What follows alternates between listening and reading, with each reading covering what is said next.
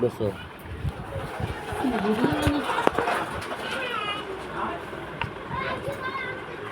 আউযু বিল্লাহি মিনাশ শাইতানির রাজিম। বিসমিল্লাহির রহমানির রহিম।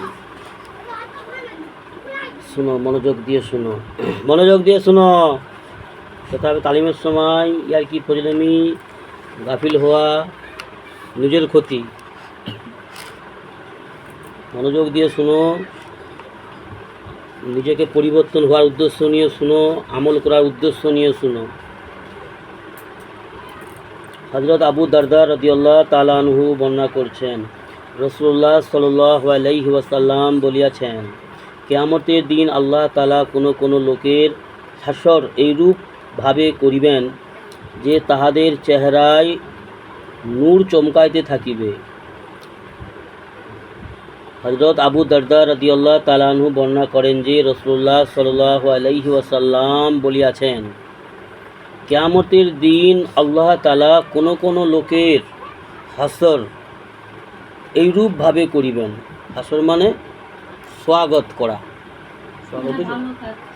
স্বাগত করা, ওয়েলকাম করা, স্বাগত জানানো। কোনো মানুষের এইভাবে স্বাগত জানাবে। হাসর তার মানে তার সঙ্গে ব্যবহার, এরকম বলতে পারো বাংলায়। আর কোনো মানুষের সঙ্গে এরকম ব্যবহার করিবে, কোনো মানুষের উপরে এরকম দয়া করবে আল্লাহ। কোনো মানুষ, তারা কারা, এটাও তো একটা পরে আসবে, পিছনে বুঝতে হবে। কোনো মানুষের সঙ্গে এই রকম হাসর করিবে, তাহাদের চেহারায় নূর চমকাতে থাকিবে, তাহাদের চেহারায় জি উজ্জ্বলতা চমকাবে। তাহারা মতির মিম্বারে বসিয়া থাকিবেন। তাদেরকে আল্লাহ বসার যে স্থান দিবে সেটা হবে মতির মিম্বার। পৃথিবীর বড় বড় বাদশারা কোথায় বসে? কুরসিতে বসে, হয়তো ঘুরে বা বিভিন্ন রকম স্টাইলে। কিন্তু সোনার মেম্বার, মতির মেম্বার, হীরার মেম্বার, পৃথিবীতে এরকম বাদশা তো নেই, দেখিনি, শুনিওনি। তো আল্লাহ পাক সেখানে এই রকম সম্মান দেবে। সেই ব্যক্তিরা কারা? আর সেই ব্যক্তির মধ্যে যাতে করে আমরা হতে পারি, তা সেরকম আমাদেরকে কর্মটা করতে হবে। শুধু মুখে মুসলমান দাবি করলে হবে না, নিজেকে মুসলমান মনে করলে হবে না, জি মুসলমানদের মতন নাম রেখে দিলে হবে না। জি কর্মটাই হচ্ছে আসল জিনিস। যদি কর্ম ভালো হয়, যদি আল্লাহর রাজামন্দির কাজ করে থাকি, যদি শয়তানের অসহায় না পড়ে যদি আমার রবের এতাত করি, রাসূলুল্লাহ সাল্লাল্লাহু আলাইহি ওয়াসাল্লামের এতাত করি বেশির বেশি, যদি আমার আল্লাহ আমার কাজে যদি রাজি হয়ে যায়, তাহলে আমাদেরকে এই সম্মানগুলো দেবে ইনশাআল্লাহ। কথা বুঝে আসছে? তো তাদেরকে মতির মেম্বারে বসিয়া থাকিবেন তাহারা। লোকেরা তাহাদেরকে ঈর্ষা করিবে। অন্যান্য লোকেরা তাহাদেরকে ঈর্ষা মানে বুঝো, হিংসা। ঈর্ষা মানে হিংসা। তো এই বিষয়ে হিংসা করা, কিছু বিষয়ে হিংসা করা জায়েজ থাকে, কম্পিটিশন। ঈর্ষা মানে হিংসা নয়, মানে একটা বলা হয় যাকে আমরা যেমন অনেকে কই না, এইগুলো আলাদা, ইশারা বা একটা অন্যরকম এটা বিষয়। এগুলো আলেমরা ভালো জিনিসটা বুঝিয়ে বলতে পারবে। তো অন্যান্য লোকেরা তাহাদেরকে ঈর্ষা করিবে। তাহারা নবীও শহীদ হইবেন না। যে ব্যক্তিরা মতির মেম্বারে বসবে তারা নবীগণ নয়, তারা শহীদগণ নয়। কথা বুঝে আসছে? জি সবচেয়ে বড় দরজা হচ্ছে আল্লাহ সুবহানাহু ওয়া তাআলা নবীদেরকে দিয়েছে। নবীগণ যারা, রসুলগণ যারা আল্লাহর পছন্দনীয় সবথেকে প্রিয় বান্দা, তারা হলেন নবী। তারপরে শহীদ যারা ইসলামের জন্য, হককে কায়েম করার জন্য, দিন ইসলামকে কায়েম করার জন্য সমাজে, নিজের ঘরে এবং ঘরের বাইরে যারা সব কিছু ত্যাগ করে, তাদেরকে বলা হয় শহীদ।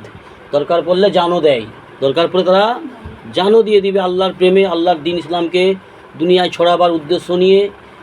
দরকার পড়লে তারা জানও দিবে বিনা স্বার্থে, শুধু আল্লাহকে রাজি করার উদ্দেশ্য নিয়ে, তাদেরকে বলা হয় শহীদ। তো যারা মতির মেম্বারে আল্লাহ তাদেরকে বসার তৌফিক দিবে, সুযোগ দিবে, তারা নবীগণ নয়, আর শহীদও নয়। তবে তারা কারা এটা শুনে নাও। একজন গ্রাম্যবাসী, একজন গ্রাম্য সাহাবি, গ্রামের দেহাদের মানুষ, মানে গ্রামগঞ্জের মানুষ যেরকম হয় না সাহসিদা, তো একজন গ্রাম্য সাহাবি হাঁটু গাড়িয়া বসিয়া নবীজিকে জিজ্ঞাসা করিলেন। অনেক আছে না সাদা মানুষ হাঁটু কেদা কারা, জি আমাকে প্রশ্ন করতে পারে না, ওকে লোকে সে বাদ থেকে এসে হয়তো হাঁটু গেড়ে বসে বললো, হ্যাঁ সে হয়তো শুনছে বাদ থেকে, কিন্তু বসে বললো যে সেই ব্যক্তিগুলো কারা। তো সেই রকমভাবে একজন গ্রাম্য ব্যক্তি হাঁটু গাড়িয়া বসিলেন এবং জিজ্ঞাসা করিলেন, ইয়া রাসূলুল্লাহ সাল্লাল্লাহু আলাইহি ওয়াসাল্লাম, তাহাদের অবস্থা বর্ণনা করিয়া দিন, সেই মানুষগুলো কারা আমাদেরকে বলে দিন। জি আমাদেরকে বর্ণনা করিয়া দিন, যাহাতে আমরা তাহাদিগকে চিনিতে পারি।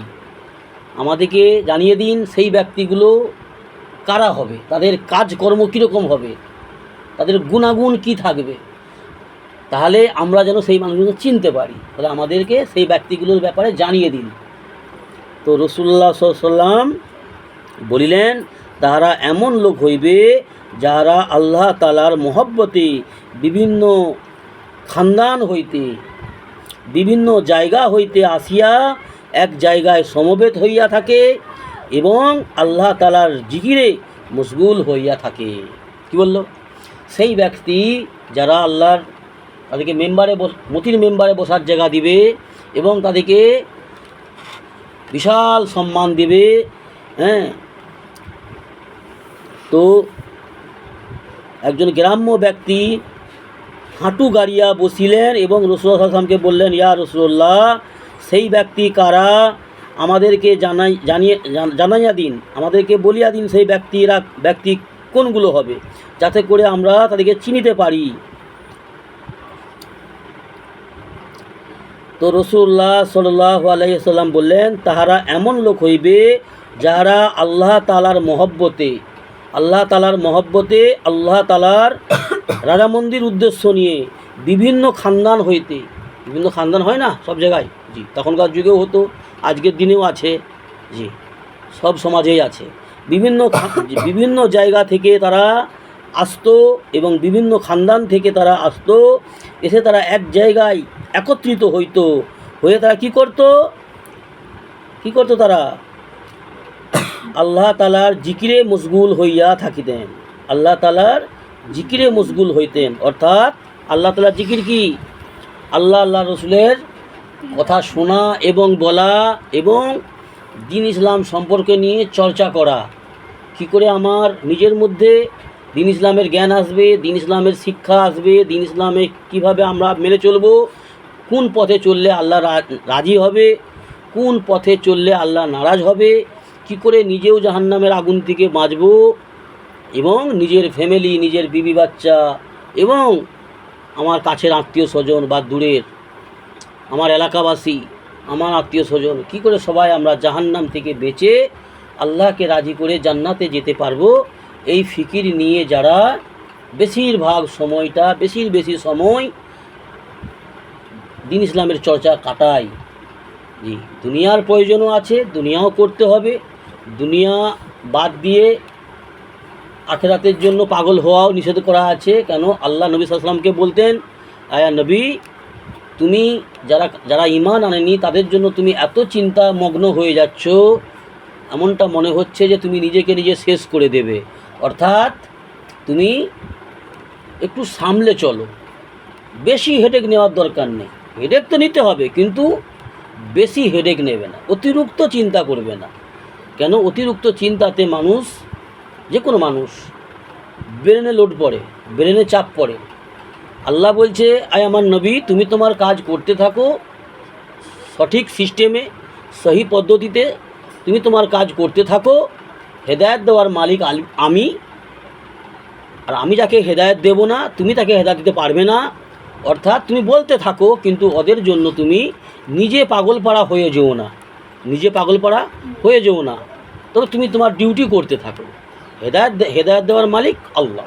জি, তো ওই জন্য তালিম করি ঘরে, তোমাদেরকে বলি, সবাইকে বলি, ছেলেদেরকেও বলি, তোমাদেরকেও বলি, আর যতদিন বেঁচে থাকবো সবকেই বলবো ইনশাআল্লাহ, মেয়ে নাতি পুতি, এবারে কে মানবে কে মানবে না তার পার্সোনালি ব্যাপার।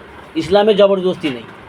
ইসলাম এমন একটা জিনিস, এত সুন্দর রিলিজন, এত সুন্দর একটা বিধান আল্লাহ পাকের, আল্লাহ ঘোষণা করে দিয়েছে।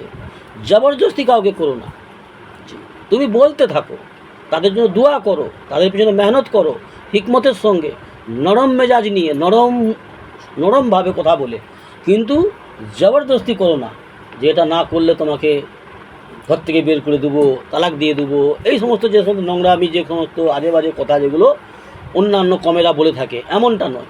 চেষ্টা করো, দোয়া করো। কেন?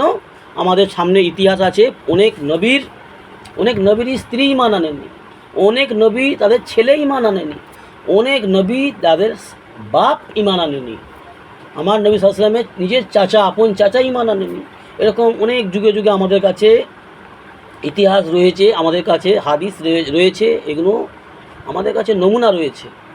আর আল্লাহ পাক এই নমুনাগুলো আমাদের সামনে এই জন্যই পেশ করেছে। আল্লাহ বান্দাকে বুঝাতে চেয়েছে, বান্দা তোমরা যেটা চাইবে সেটা হবে না, যেটা আল্লাহ চাইবে, আল্লাহ বলছেন যেটা আমি চাইবো সেটাই হবে। অর্থাৎ তোমাদের ডিউটি তোমরা করো, আমার ডিউটি আমি করব। তোমাদেরকে এখতিয়ার দিয়েছে আল্লাহ পাক, আমাদেরকে এখতিয়ার দিয়েছে, চেষ্টা দিয়েছে। করনেওয়ালা জাত আল্লাহ। জি, কথা বুঝে আসছে? আলী रज़ियल्लाहु ताला अन्हु बोलছেন, उस दिन हमने अपने रब को पहचाना जिस दिन हमने अपना इरादों को टूटते हुए देखा। কি বলছে? उस दिन हमने, এদিকে তাকাও সন্ধাও, उस दिन हमने अपने रब को पहचाना जिस दिन हमारा इरादा टूटते हुए देखा। মানে আমি যেটা চেয়েছি সেটা চেষ্টা করার পরেও আমি সাকসেসফুল হতে পারিনি, আমার চেষ্টা বিফল হয়ে গেছে, সেই দিন আমার আল্লাহকে চিনেছি যে আল্লাহ যেটা চায় সেটাই করেন, আমি যেটা চাইবো হবে না। তো আমার কাজ আমাকে করতে হবে, সব কিছুর ফায়সালা করার মালিক রব্বুল আলামিন। কথা বুঝে আসছে? তো আমাদেরকে আল্লাহ সেই বুঝ দান করুন।